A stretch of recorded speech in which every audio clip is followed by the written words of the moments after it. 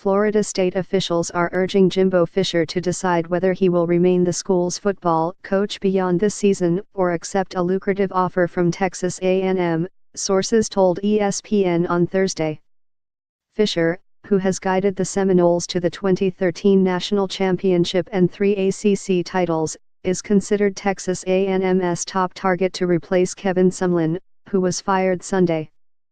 ESPN reported last week that several Florida State officials expect Fisher to leave and have been preparing to target his replacement. On ESPNU Sirius XM Radio Thursday, Fisher said he was not going to talk about potential jobs.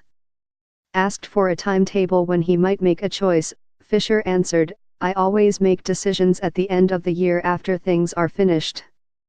The 52-year-old Fisher had hoped to wait to announce his decision until after Saturday's regular season finale against Louisiana Monroe in Tallahassee, Florida, which the Seminoles, 5-6, 3-5 ACC, need to win to extend their streak of 35 consecutive bowl games. That game was postponed from September 9 and rescheduled to this coming weekend because of Hurricane Irma.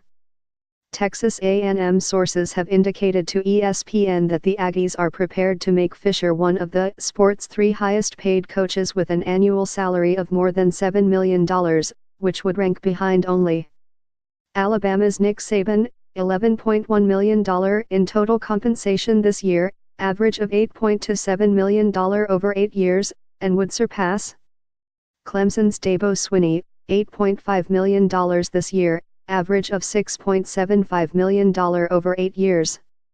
Texas A&M's Board of Regents is scheduled to meet Thursday, when it could approve a contract offer for Fisher to become the university's new coach. Aggies athletic director Scott Woodward worked with Fisher at LSU, where Fisher, as offensive coordinator, helped Saban guide the Tigers to a national title in 2003.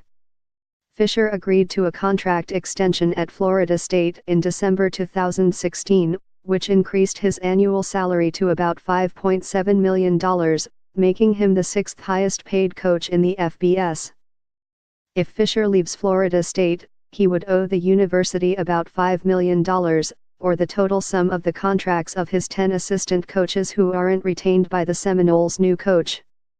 On Wednesday night, 3 high school prospects who were committed to the Seminoles, cornerback Houston Griffith and offensive lineman Vertus Brown of IMG Academy in Bradenton, Florida, and safety Israel Mukwamo of Parkway High in Bossier City, Louisiana, tweeted that they were decommitting from Florida State and opening up their recruitments.